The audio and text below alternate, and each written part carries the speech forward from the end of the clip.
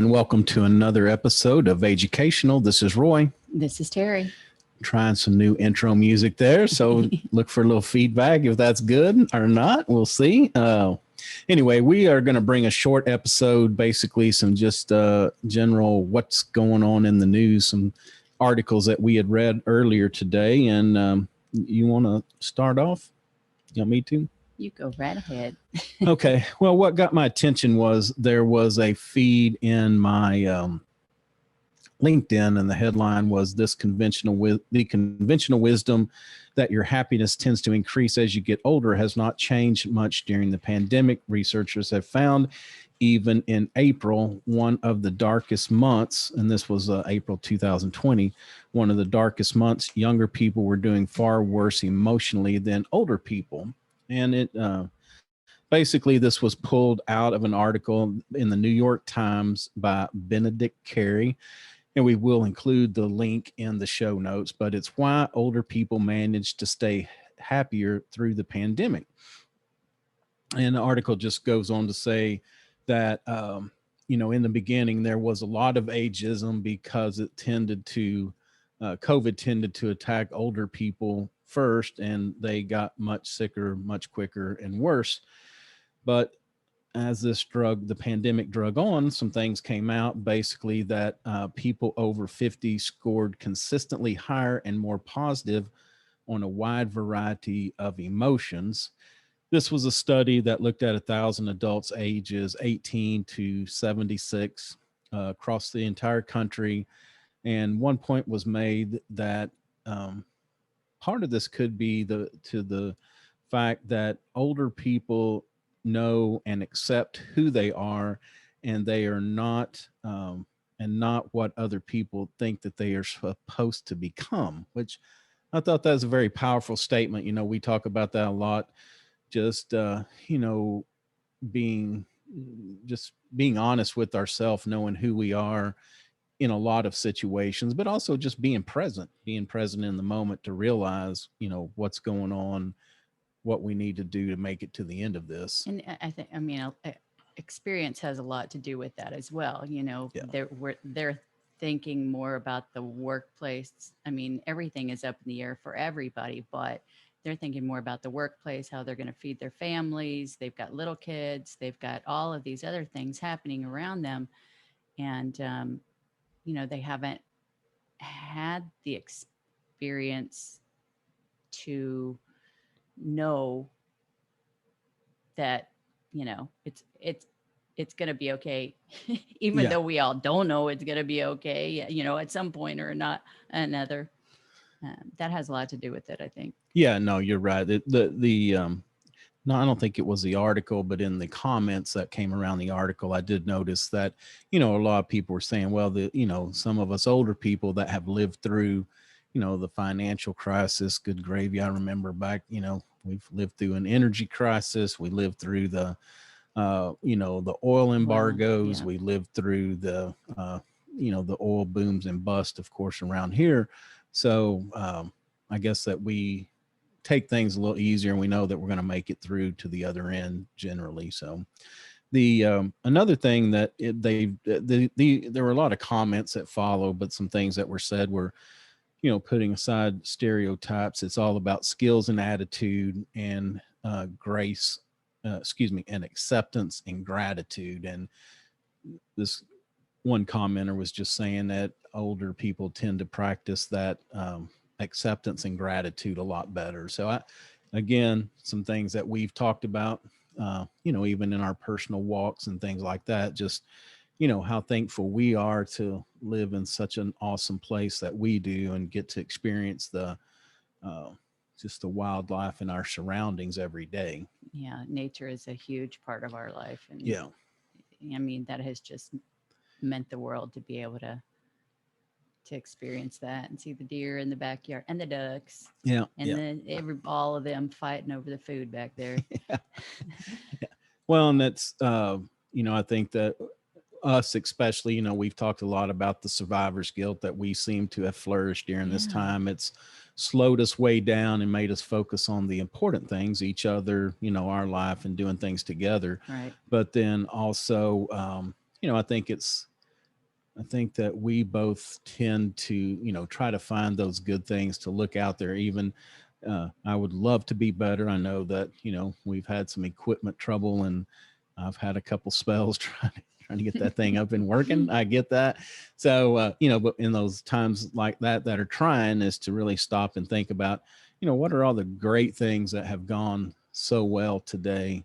And, what are all the grateful things, in our life, that we live in a beautiful place. We have shelter, running water, food to eat. There are so many things around us to be thankful for all the time. Right. We don't need all the extra stuff. Yeah. And we've been there, done that, over it. Yeah. And we have to also, I want to quantify that with saying that we've been fortunate. We haven't been touched by the virus. We haven't been sick that we know of. Nobody that we surround ourselves has been sick to the point of hospitalization. And I think maybe I had a good friend from high school that we don't see each other a lot anymore, but I did see that he had a bad time and was in the hospital. And I think that you actually had somebody that passed that you went to high school with. So, but not that close, not our close circle of friends or family that we have right now. So we have to always just say that since we weren't touched by it, it's easy to recognize all these positives. If we had been touched by it, it may be a different story. Oh, for sure. So anyway, a couple more things. Another commenter wrote that she works with companies that are in transition, and she said that older workers always tend to cope better than the younger ones in that situation as well. Another, this was another good point. It said that older people tend to work better at home, and so people being sent home, that's another reason why there's been a better outcome. But again, what I will say to that is that maybe it's the distraction. I don't know. If we work from home and we enjoy it, we like to be able to start our day with a little walk. Sometimes we can sneak one in at lunch, and we always, we're most of the time we're there for our meal times. We have very set schedules, but you got to think about it.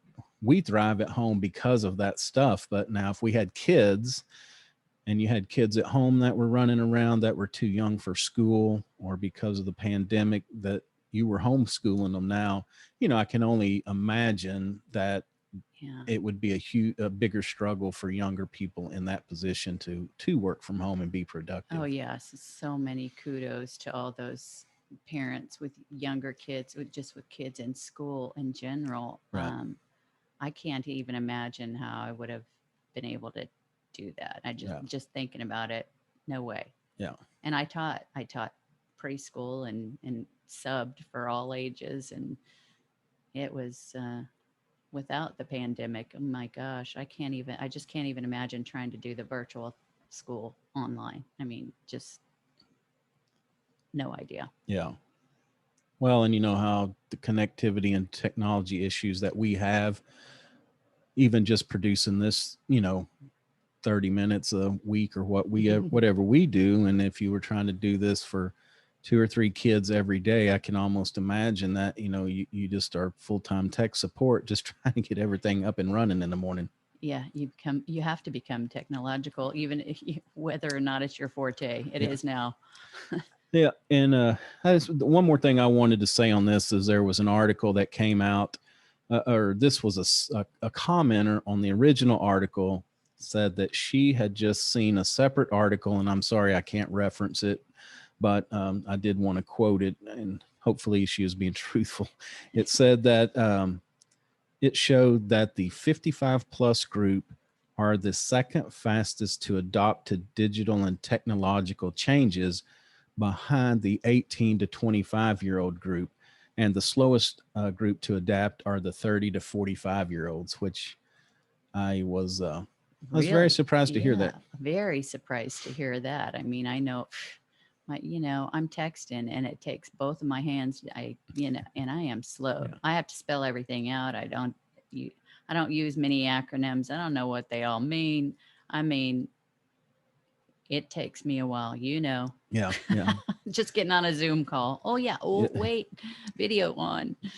Yeah, I was just very surprised at that. I know, our generation was kind of right on that cutting edge.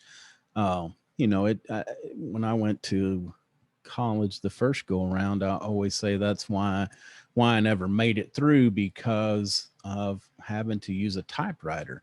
When you have to use a typewriter and you mess up and you have to start all over if you're 10 pages into something, it's terrible. And I always give I'm not sure who Bill Gates or Steve Jobs, but I give them credit for me being able to go back to school and finish my degree because of the word processor. I mean, I can blow words out, get them on a page, and then go back and rearrange them. You're doing spell check.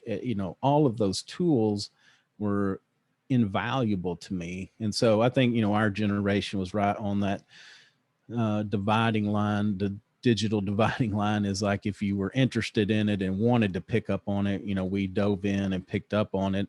But there were some people that were still able to go, for long portions through their career and still not even have to pick up email. I mean, I know people that they avoided email, spreadsheets, other documents, electronic documents, well into the 2000s, just because it wasn't a necessity. And then, of course, it kind of got forced on them after a certain point. But I would have expected that 30 to 45, since they grew up with this stuff, that I would have expected they probably would have been quick on the uptake. Yeah, I think I would think that it had a lot to do with the socialization in the workplace. Because if you do have little kids and you're going to work full time, some people use that time, walking down to the water cooler or going to the restroom or going to lunch down to the lunchroom as a time to make friends and socialize with their coworkers. And I think that may have a little bit to do with it as well. Okay. All right. Did you want to talk about the No, well, I was just going to talk about the Journal of American uh, Medical Association. They also reinforced this idea that um, the older ages were able to cope much better as well. I mean, this all has come out, within the last month or so, about all the articles or the people that they surveyed. There were, 1,000 adults 18 to 76 throughout the United States. Oh, I'm sorry, I'm going back to that other one. yeah. The Journal of American Medical Association, they surveyed, you know, from 700 to 900 participants and broke them down into ages of 18 to 24, 25 to 44, and 45 to 64.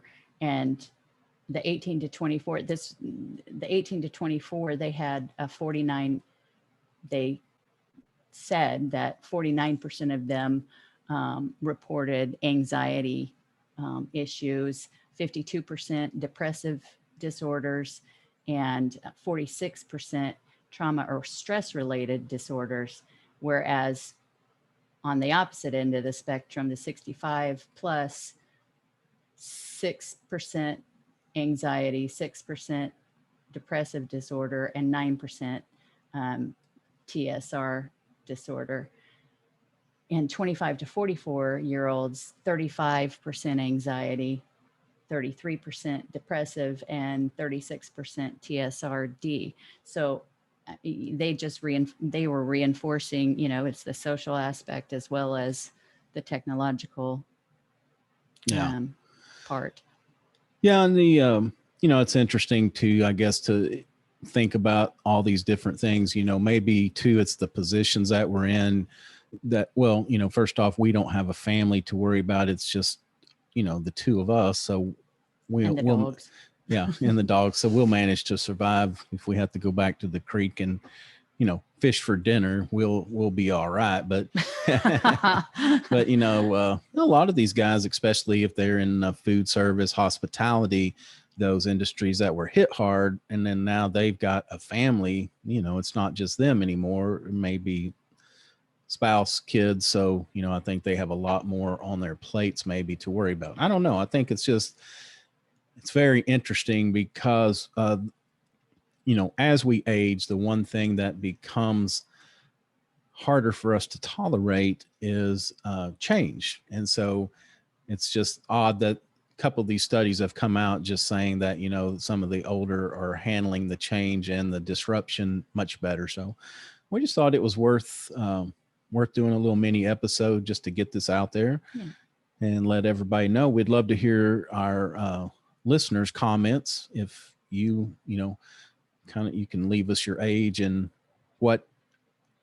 how you have felt. Has this been disruptive, upsetting? Do you feel like you've been calm and thriving through all of this? Kind of what is the state of your emotion right now? Yeah, that's great. Yeah. All right. Well, unless you have anything else, we'll close this out. I'm going to try to send us off with some music. All right. All right. So again, you can find us at educational.com. We are on all the major social media platforms as well as the podcast platforms, iTunes, Stitcher, Google, Spotify. If we're not on one that you listen to, please reach out. We'd love to add it on. And also we will put a video of this up when the episode goes live. So until next time, take care of yourself and take care of your family. Thanks for listening.